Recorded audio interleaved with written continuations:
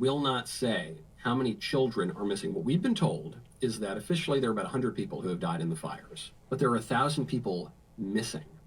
Now, how many days later? Here's what the mayor of Maui has to say. I don't know. Yes, you do. How many children are missing? You know. I knew the answer to that. I'd be happy to answer that. You have no estimate as to how many children are missing? I guess we can end this right now if you guys want. Sorry, This is one of the biggest questions that the people of Lahaina have, but you don't want to answer. It always takes one or two to ruin it for everybody.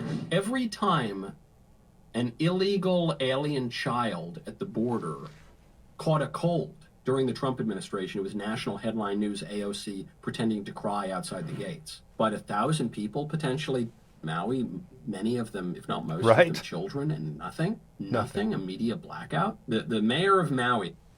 So what we realize is there is obviously a bias. There's obviously a way people are doing this, looking at it, and they are doing the emphasis towards what fits their narrative. They are only bringing out what fits their narrative. And you're seeing this on all sides. You got AOC over there pretending, as Michael said, to cry with what's going on. Now, there's a number of things that are going on in the news today, in the world. There's so many things. First of all, we need to pray for 45. We need to be praying for the people in leadership, because I believe we're coming into a moment of convergence, not only for prophetic awakening, for good things happening, but there's also a convergence that's descending upon the culture. And this convergence is causing people to recognize the darkness that's trying to pervade or just come across the landscape. And we're seeing that happen at a very big way. And it's a mighty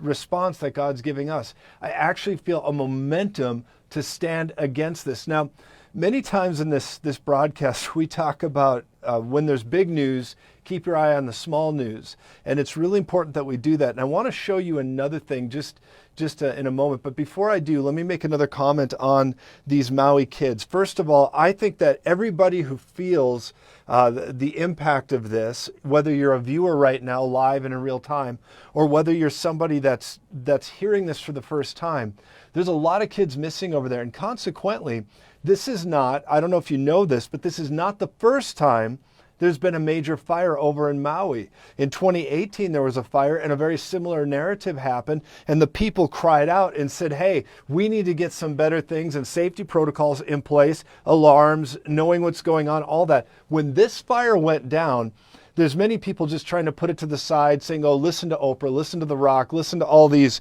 people, but these wicked global people that are, in so many words, stealing people's territory that are native to this arena and this area, they're really hiding a greater narrative.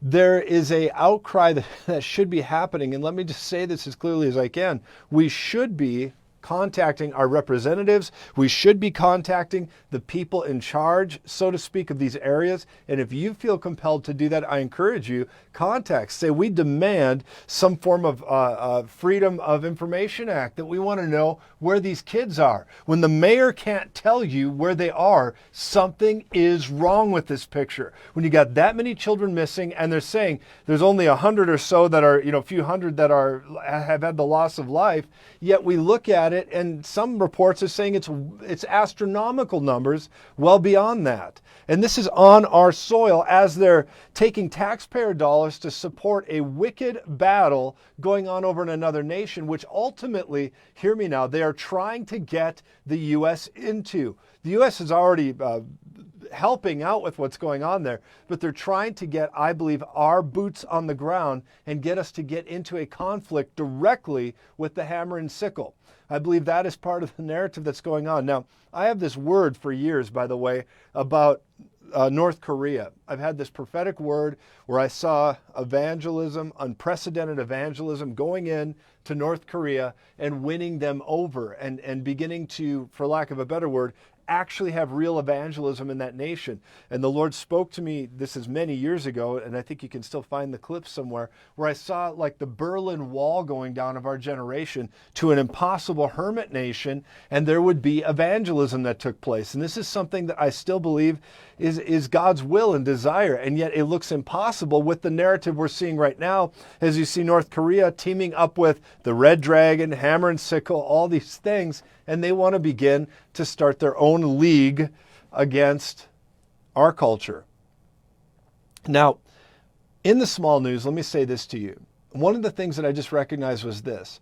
A few seasons back, and even over the last several months, I've prophesied about Iran. Iran is part of the prophetic narrative I keep seeing. So if I could, let me show you an article that just came out yesterday from Iran. And this is on September 11th, 2023. This article came up, but look at this. Iran can produce 10 nuclear bombs in 4 months, Watchdog says, as Biden releases $6 billion to Tehran, its weapons capacity expands. What are you giving that much resources to them for when they're going to go ahead and build this? I might not be a smart man, but I know what economics does to the wrong hands, okay? Let's keep looking. I'm just going to read this to you a little bit. It says, Iran now has the capacity to fuel 6 nuclear warheads in 1 month's time and 10 within 4 months, according to an analyst of the latest data released by the Nuclear Watchdog. Iran has the resources and technical know-how to produce enough weapons-grade uranium for 6 nuclear weapons. 6 in 1 month. 8 in 2 months. 9, get these numbers, in 3 months. And 10 in 4 months. That means in 10 months, they could have 4 nukes. According to the Institute for Science and International Security, a think tank that reviewed the latest disclosures about Tehran's atomic stockpile from the International Atomic Energy Agency. This is significantly faster than the 3 to 4 months it would have taken Iran to build just 1 nuclear weapon in 20. When economic sanctions were at their strictest. Who was in charge then? My goodness. Before the Manchurian Candidates administration, I don't know if you've noticed this, we've called them that for the last 2-3 years, and suddenly 45 is now using that term. I find that interesting, kind of a prophetic significance. But look at this, as we've called him the Manchurian Candidate, that suddenly he comes out, he's like, 45 is calling him, he's the Manchurian Candidate. That's who they have. Okay, let's keep looking here. Before he took office, now it would take Iran just 12 days to produce the fuel needed for its first nuclear warhead and a total of 6 by the end of the month. This also is an increase from May 23 estimates when it was thought that Iran had enough uranium to power 5 nuclear weapons. Iran has been growing its stockpile of highly enriched uranium since the Manchurian Candidate took office and started diplomacy over a revamped version of the 2015 nuclear pact. In addition to not enforcing key sanctions on Iran, providing it access to nearly $45 billion in oil revenue, the administration recently freed up an additional $16 billion, a portion which was the result of a hostage deal with the hardline regime. Ladies and gentlemen, this is really serious. It is. Now listen, I got really good hope for you today. I'm not just stuck on this, and I don't believe it's the end of all things, but I got to tell you, it is very, very serious what we're looking at. I began to see an island, and there was a very disastrous image around this island. And as I began to see the island, it was either filled with difficulty, it was full of smoke and challenges, and I couldn't tell if it was some kind of volcanic activity or if it had to do with a man-made explosion. I didn't know what was going on here, and I began to pray about that. So that's something we need to pray over regarding an island that's somewhere in the next little while, that something difficult is going to begin to happen with that. Breaking news tonight in Tonga. Check out this incredible new video of a massive underwater volcanic eruption, which triggered a tsunami warning for the region. You can see lightning in the plume of ash and multiple blasts. This happened about 2.5 hours ago. The island made me think it was either Hawaii or it was some of the islands out in the sea, the tropical islands, the Caribbean islands, but my sense was maybe it was Hawaii. I'm not sure the exact island, but it was islands like this. And I remember being somewhat between the beach, in the middle of the beach, and the tree line in this vision. And as I was, suddenly, I was talking with people. I had, friends, family, our children, all these people were there. And suddenly, a bright light came over the horizon, and it flashed. And the bright light came over the horizon, and I remember thinking, we have but moments to escape this bright light. And it was coming over the horizon. And I remember turning my back to the light and running for metal doors. And there were large, large metal doors, and we began to run to them. And as we ran, I just had gotten into the door when I felt the heat begin to hit my body. And the heat was intense and severe.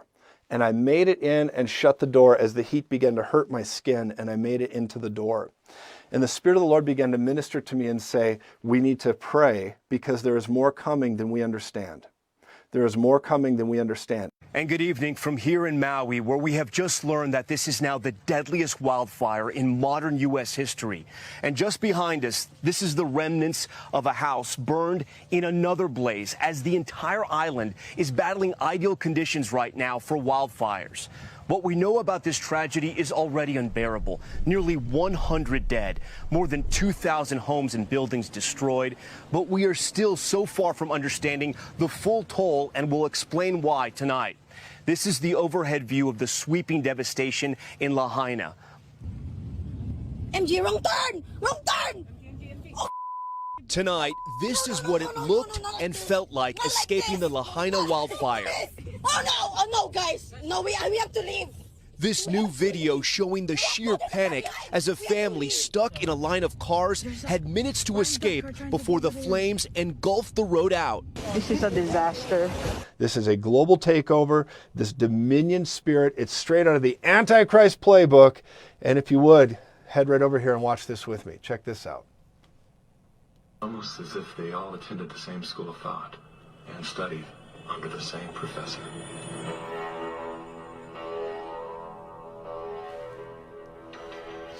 Some people would say this revolution is characterized by the fight of robots against human beings. And we will win this fight. Professor Klaus Schwab was born in 1938. You can hear the love on his voice. There's a lot of love in that voice, right? He said, "We will do what we tell you to do. It will be good." It's like the tone of love. I'm kidding, of course. Let's keep watching these lizards. Crimes against humanity were committed.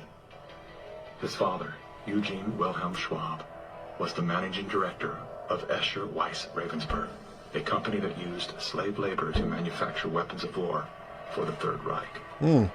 While his father was at the helm, the Nazi Party awarded Escher Weiss Ravensburg the title of National Socialist Model Company. Years later, Klaus Schwab joined the board of directors at Escher Weiss Ravensburg, where he played a key role in the development of South Africa's nuclear weapons program during the darkest years of the racist apartheid regime. Terrible. Today, Klaus Schwab is the founder and executive chairman of the World Doesn't he look like somebody that's like a dictator out of the Star Trek franchise? He looks like what would he be? He looks like a Vulcan or a Klingon or something. He's just like, I'm here to tell you, you will do what we tell you to do. This is what we got going on here. Now, he is the chairman, the leader, the false messiah complex individual who wants to take over everything, and he happens to be the head of the World Economic Forum. Let's continue watching.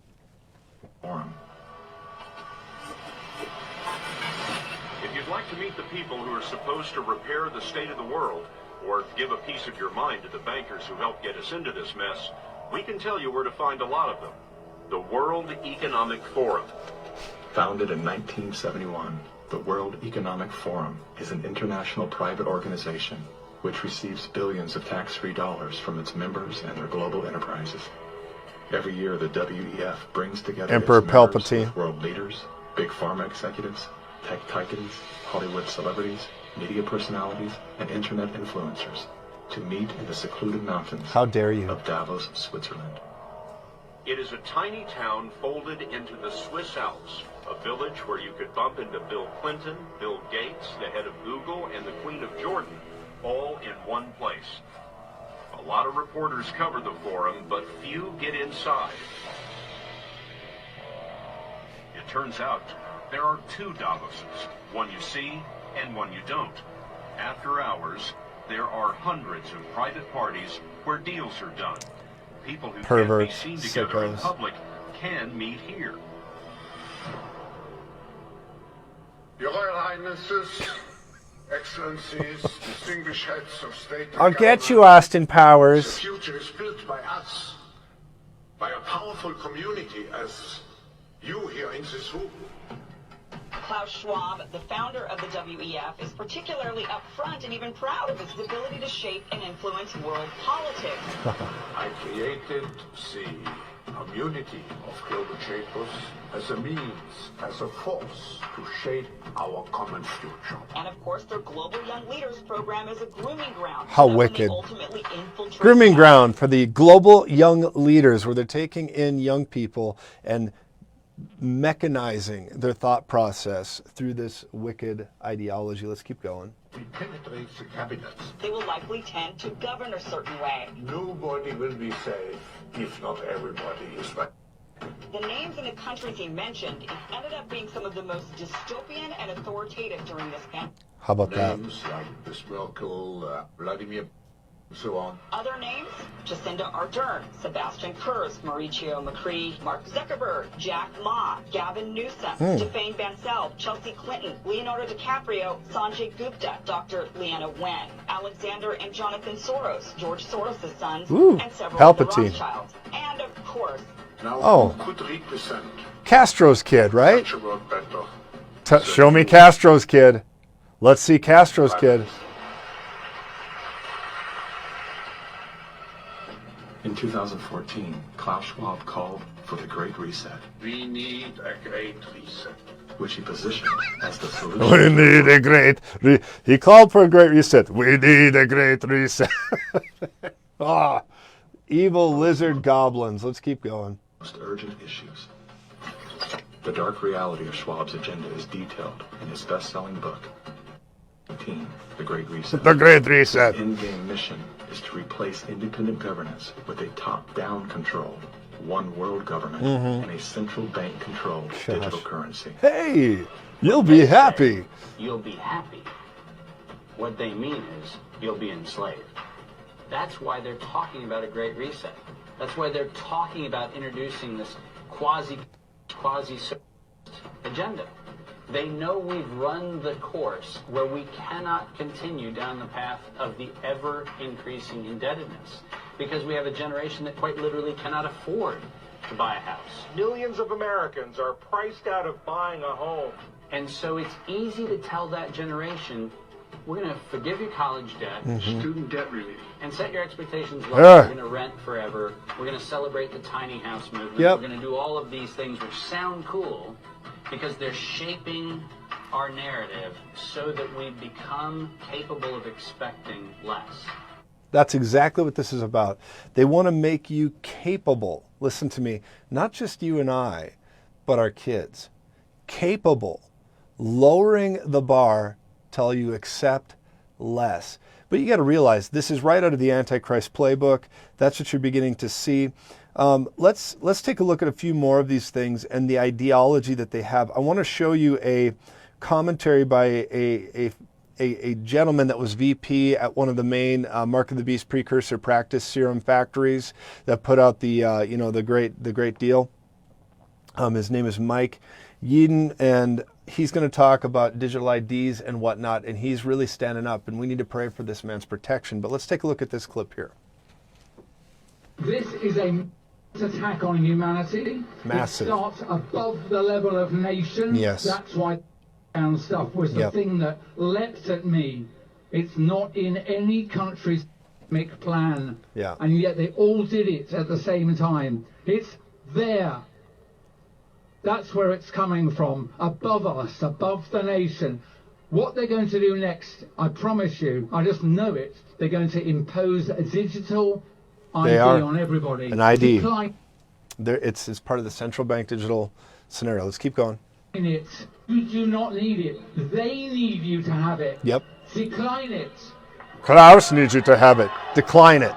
What else have they got cooking? Central bank digital currencies. Yes, it's very different. The answer is we just keep saying no, folks. We just keep saying no. We got to say no. He just said decline it. When these things come our way, we got to say no. Absolutely not. How about you move? Let's finish. Card, because it's a real-time transaction that looks for where you are and what you're buying before it says yes or no. Your current bank card only asks, have you got the money? So when they introduce central bank digital currencies, they'll tell you that, oh no, cash will run alongside it. No, I'm confident they're going to find a way of removing cash. Now this is going to involve you in inconvenience, just like declining digital ID. It's an inconvenience. It's going to involve you in inconvenience. I think they plan to take digital tyrannical control of everybody. That's what they're going to do. And you can recognize that's where it's going. Let me show you one more thing. Now, I've been prophesying for the last couple of years now. The Lord has, I believe, shared with us, and we've done our best to share it with you. I hear these things, I sense them, and you begin to repeat them. You say them the best you know to. And here we are coming up on this now. It's becoming more of a mainstream topic. Well, I should say in the undercurrent mainstream, where the real truth really is usually found, especially at this juncture in our society, where truth is a rare commodity. But let's take a look here at another clip by Vera Sharav, and she's talking about WW3. Let's watch this. Today's concentration camps, promoted as smart cities, are equipped with sophisticated, non-stop surveillance technology, ensuring no escape. That's where we're going. Who ignited toxic chemical fires within weeks in South Africa, Listen to this. Norway, Italy, Ohio, Texas, Louisiana, Florida, Hawaii, and Montreal? Food plants and farm animals are also under siege. A barn fire killed 10,000 pigs in Illinois. This is World War III. Yep. The objective is to establish the Fourth Reich. We're never vanquished. Our choice is clear. Either we assert our freedom and our rights as free human beings, or we will succumb to a global catastrophe far exceeding the magnitude of the Holocaust. Okay, let's stop there. I want to say this about this now. There's another thing that's happening, and this is really important. I recently learned this, and so I'm going to show you another commentator in a moment, but it's interesting, and it's just a commentator that happens to be unveiling some of the stuff we're discovering. We found out that one of the #1 places where they want to push the voice for the World Economic Forum and, of all things, this new fourth industrial revolution. They're talking about the fourth industrial revolution, and they want the beachhead of it, or the birthplace of it, to be in the United States, amazingly enough, right out of the state of Utah, of all places. Now, there's a pretty prominent religion in Utah. You recognize that. And there's a lot of things around that you got to consider. Why would they want it there? What's the reason? They want to start the fourth industrial revolution out of Utah with a smart city. They want to start making that the template city, the template area for it, and they're beginning to open this up. So let's watch the commentary on this. I find it fascinating that this gentleman's talking about it. You look at the series of articles by the Associated Press about and his foothold in Utah. You The look Red at the Dragon. United Nations, the only place they meet out in America outside of New York is Utah. Red Dragon, You United look at the Nations. World Economic Forum, and they're putting out articles about Utah. Let me stop this right here. You recognize they're talking about the Red Dragon, the United Nations, and the World Economic Forum all want to do their bidding out of Utah. They've been meeting there. How urban planners design for walkability, lessons from one Utah community. This is back in May 18th, 2023. Fascinating the way they're focusing on this area. Let's keep going. Leading the way with 15-minute cities. I just hope our listeners realize that you're in a place that matters. Like this is, I really believe Utah is a special place. I truly believe it is to these dark lords. This is ground zero. I think we have some of the greatest light and most incredible people, and I would include the company I'm in with here. And I also believe there's also the opposing yin and yang darkness here. We believe and it's very clear. We believe in the gospel. World Economic Forum didn't talk about Utah being the birthplace of the fourth industrial revolution. Let's stop here. We have a fight. Look at this again. It's saying Natalie Gochnor, why Utah should be the birthplace of, look at this, the fourth industrial revolution. That's from May 16th, 2019, before the whole world crisis took place. But that's interesting that they're talking about Utah. There's a lot on this. And so we're going to keep our eyes on that state with what's going on. Let's finish this clip. In our hands. Man, and one of the things I've been starting to see is that we do have some good representatives who care about this stuff and who want to do the right thing. And so I just want to tell you, I'm thankful for you coming on here and having a conversation that people need to hear. And having the boldness to talk about it, because we've seen when some elected officials are approached about this stuff, they want to call it, call this stuff conspiracy or pretend it doesn't exist. And how can we win a battle if we're going to pretend that there is no enemy? Well, that's good points he's making. And a lot of times people, they grapple for things, and I would venture to guess that there's a lot of persuasion from a different religion here when they begin to say these kind of things. But at the end of the day, the light will be shining in not just Utah, not that kind of stuff, but the light of God is shining into the darkness to expose this. And I feel we have a window. When I say I feel, I sense it. Acts 15 talks about it seemed good to the Holy Spirit and to us that we should do a certain thing. Sending a message to another area is what that context was. But when I'm talking about this, I sense and I feel that the Holy Spirit is bringing light on much of these issues that we're facing right now. And you're part of that light. Listen to me. You're watching right now. We're here together. Please do repost this. But as you're watching, there's light. There's light in Goshen. It was dark in Egypt, but it was light in Goshen. Of course, I talk about that intensely in this book, Breaking Hell's Economy. It's a prophetic word, man. I'll tell you.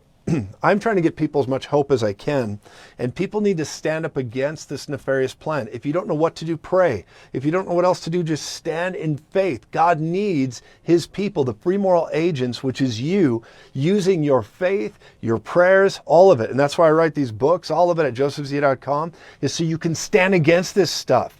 You can build yourself up. If you don't know what else to do, build yourself up. Because listen, the end is closer and closer all the time, but you don't have to fear it.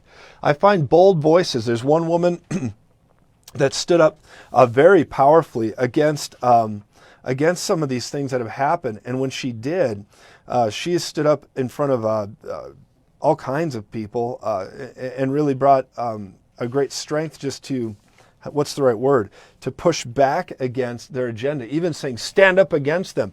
Then I have a clip I want to show you here about a young reporter that stood up, and it gives me hope and encouragement. And here's why. Because the more of us that can say, hey, not today, not on our watch, maybe we can't stop the ultimate end of these wicked lizard, goblin, pervert, mafia scumbags. But what we can do is we can rise up together and say, no, we're not going to allow this. And I don't care what the media says. I don't care what you label cage me. Many times people use labels so they can cage you and cage your reach, cage your voice. I call it label caging. But here's what I want to say to you is that God is calling you to rise up. So let me show you one young lady that just stood up and honestly says it kind of clear. And I like it. And she's from Real America's Voice. Real America's Voice is a great news network. I know a lot of the people there. Our dear friend Amanda Head is on that. And they're just great people. They're bold. They speak the truth. And I just really like this news network. But they have her on and she makes some statements. So let's watch what she has to say. I like this a lot. Infiltration of the United States, the hijacking of the United States was essential to reach the point where we are today, again, where they are so close to reaching their goal of installing a society where we are basically stripped of our humanity. I would like to share a message to Klaus for him to tell his own masters Come that on. my name is Nur bin Laden. I am a human being, not a QR code. Not a QR code. I don't want to eat the bugs. I don't want to live in the pod. I don't want to be trapped in a digital jail, and nothing they can do will make me. I want to keep my God-given freedom and my human dignity. They cannot take this away from me, and we will see the day where these people will be tried for their crimes against humanity. Now that will be a good day, because the Lord needs to help. He needs people that rise up. We think God's just going to do all this stuff. We got to communicate, or I should say cooperate, and really begin to do this, because the Lord wants us to win. God is not wanting anybody captured or put into digital cages and all this kind of stuff that they're trying to do. And I appreciate this woman. I appreciate her standing up and bringing this type of pushback. We are not a QR code. We're not going to do this. I don't want to eat bugs. I don't know about you, but I'm not looking forward to bugs on the menu. I believe that God wants us to stand and see great, great victory. In the middle of darkness, God's called us to rise and shine, and that's the way this operates. Listen, God has called you to be free. The Lord's called you to liberty. Greater is He that is in you than he that is in the world. No matter what is going on in the culture right now, we need to arise, shine. There is a emergency alert system test coming to phones, TVs, and radios and across the U.S. Now, here's the thing. This isn't hyperbole. This isn't speculation. This is mainstream news. Many of you probably already know about it, but it's coming up in October. And specifically, this round of it is coming October the 4th. Don't be too surprised. The article says when you get a warning on October 4th around 2:20 p.m. Eastern Standard Time. And again, this will come to phones, TVs, and radios all across the U.S. Let's look at this article a little further. That'll be a Wednesday, October 4th, 2023 at approximately 2:20 p.m. Eastern Standard Time. The article is sarcastically saying, you've been warned, or rather you will be. But don't take it personally. Pretty much everyone in the U.S. will receive the same message.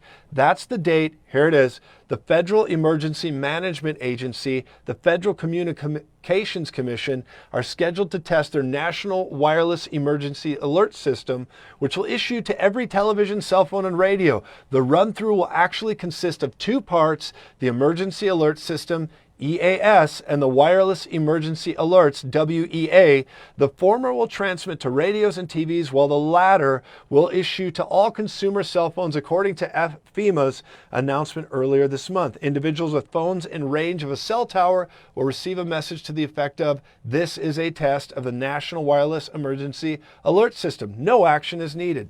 Meanwhile, phones set to Spanish will receive the same bulletin in users' default language. Television and radio broadcasts will be interrupted for approximately 1 minute with a message stating this is a nationwide test of the emergency alert system. It's the emergency alert system. It's interesting. Issued by the Federal Emergency Management Agency, covering the United States from 1420 to 1450 hours ET, Eastern Time. This is only a test. No action is required by the public. October 4th will mark the 7th. So this is the 7th time it's been done. Interesting as that is. The 7th instance of the EAS test beamed out to radios and televisions, while it will be only the second nationwide time. The second time nationwide. Despite their frequency, its organizers hopes that the bulletins will only ever need to remain as tests and not deployment for a real emergency. Speaking with the New York Times on August 30th, this gentleman said that Jeff Schlegelmick, director of the National Center for Disaster Preparedness at Columbia University, explained that while there are very few circumstances where you will notify the entire country about something, they remain important since, speaking generally, alerts are only effective if people know what they are and how, and that they know what to do with them. And you recognize, then they use this, and this is an interesting go-to. Check this out, how they tie this in. I'm going to go into this a little bit more. Man, please repost this. I'm going to get into some stuff today that's going to help you. But I'm bringing this out so you know, even from our broadcast, that they are going to do an alert October 4th. But look at this. The New York Times went on to cite the recent deadly fires in Maui, Hawaii, during which the region's emergency management agency decided, amazingly enough, this is even mainstream, they decided against sounding sirens to alert residents.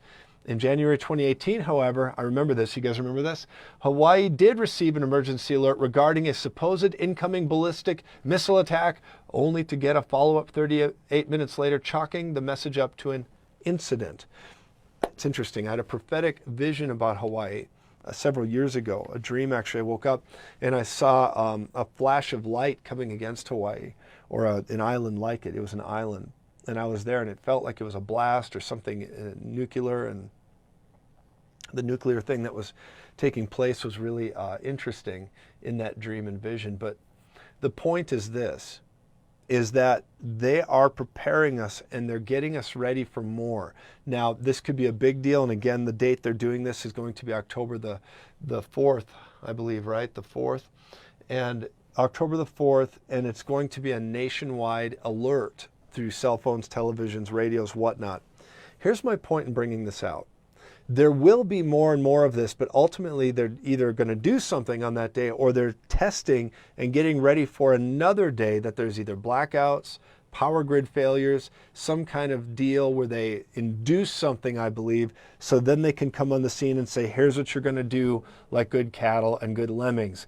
Obey and you'll be fine. This is the plan that we have for you. And I see that coming. Now, here's some interesting things on the heels of this. We know what happened in Hawaii. We know that there was fires. We know that the controversial, was there a laser beam attached to this? Well, this is fascinating stuff. No matter how you view it, what took place in Hawaii, and we've shown you clips of supposed lasers, we've showed you clips of things. The bottom line is, do they have the technology to do it? Yes. Did they actually use it? Likely. But we can't prove it, and that's the way these things work. I think Russell Brand really said it well. Russell Brand came out and he just started kind of ranting. You know, I find it interesting with him. He's had such a journey with the Lord that I don't know where he's at with the Lord right now, but he's been getting closer and closer to basically saying we need to follow the Bible and Jesus. And it's interesting, when people are true, actual truth seekers, they begin to discover things about the Lord. And that's how it is. But I find it interesting, Russell Brand's comments about what happened in Hawaii. And then he goes on to say, but look where it led us. Look at where it took us. And if we could, let's show that clip really quick before I go into the next. They started this fire. They started it with a laser from space. And whether it's true or not, it not only feels true, in terms of its results, it is kind of true. There is a conspiracy to keep you poor and to benefit rich elites. But it's everywhere. It's almost like water to a fish. It's not a conspiracy. It's just the environment you live in. You live in corruption. Every time there's a disaster or fire, you bet it's going to benefit elites. You bet the poorest people are going to suffer more. Every time there's you bet they're going to control you more, and rich interests are going to benefit from it. We might not find a smoking or a beaming laser, but you can be sure that rock and the world's most powerful individuals will benefit down the line from this disaster. The trouble is, by then, me and you, unless we're very, very careful, will be focusing on the conspiracy theory or the tragedy of 2024 or 2025. So for now, let's focus on those that are truly suffering. The people of Hawaii who have lost their lives and who have lost their homes. But well put. We need to focus on the people that are struggling. You know, I don't know if you've watched some of the videos where people are crying out saying, our government, the governor took away our land. They're doing all these things. Now that's serious, and if we can do anything, we will continue to. The very least we can do is pray in Jesus' name for justice for them right now, in the name of the Lord, clarity for them right now, and that somebody with means in that place could stand up and actually expose and bring it out. But you got these global elites like, you know, Oprah and all these people saying, you know what, that happened, and you know, here I am with Dwayne "The Rock" Johnson, and we just couldn't sit by and let nothing happen. So we need people to donate to this cause. You know, they're billionaires. She's a billionaire, and she's asking citizens who are going through really difficult times to donate to a cause that she could just snap her fingers and probably fix in a moment with one check. It's nonsense. And it just so happens that she's benefiting with land there. Anyway, it's a crazy deal all the way you look at it. But we bless the people. We stand in favor in Jesus' name. And we stand against this nefarious tyranny that's gone on with these individuals. Now, Let's continue here for a moment because I want you to look at this.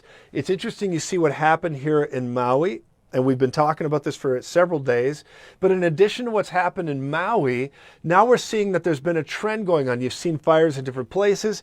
You've seen a lot happening. And something very interesting happened several years ago. If you recall, back when California was on fire. Do you remember this? It was like a few years back now. California was on fire. They couldn't quite pinpoint why or what. And it was the same type of issues that happened in Hawaii, where some things were burned, some things were not. And then you got the people that come out and say, oh, you don't know how wildfires work. This is obviously how it is. But at the same time, it happened, and some elites' houses were saved, and some were completely wiped off the map, and neighborhoods were charred, and the fire was just beyond imagination. That happened, and then it was in the news for a while and gone. Now, an interesting thing just happened. And I want to pull up an article for you because two major insurance companies regarding California, in California, just did something. I want you to see this. Two major insurance companies, check this out, by the name of, well, I'll just read it to you. Let's go to the headline here.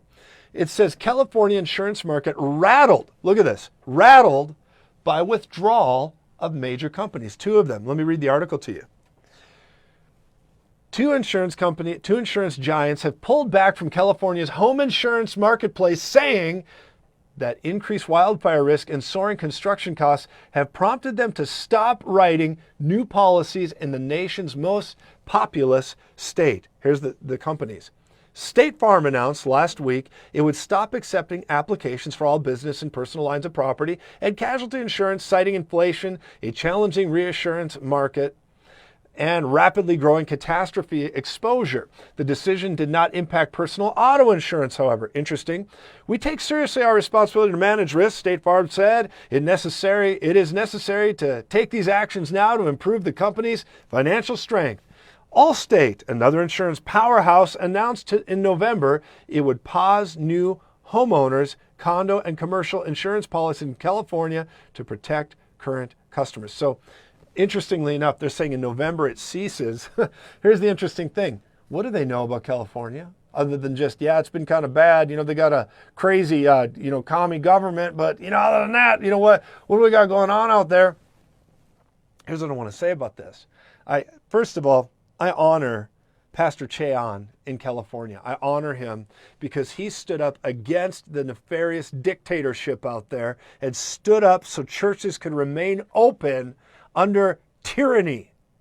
He took it all the way to the Supreme Court and he won. So because of Pastor Cheon, we can't be shut down as churches again by the government. They can't step in and shut us down. Pastors, you need to know that. And thank Cheon for risking his freedom and liberty where they're going to incarcerate him. But instead he took it all the way to the Supreme Court and won. And now nationwide, government cannot demand churches shut down for any reason. I love it. Thank you, Cheon.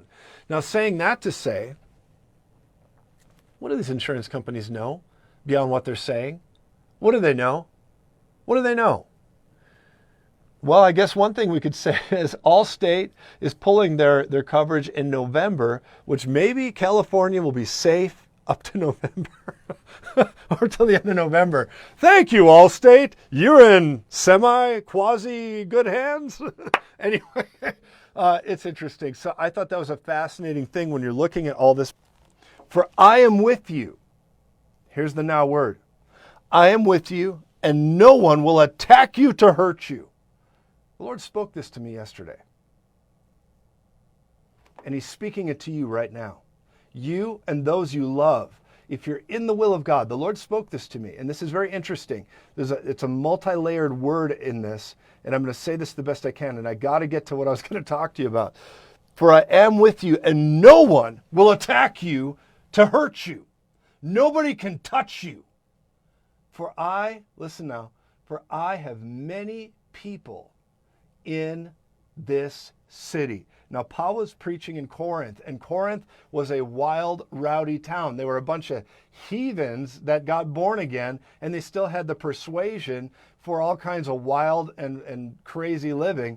And here's Paul coming along preaching the gospel. And Paul must have been intimidated to a level or scared about what was going on. And the Lord appeared to him and said, do not be afraid. Number one, I am with you. And secondly, I have many people in this town. And it implies that there's many here that you don't even know about, Paul.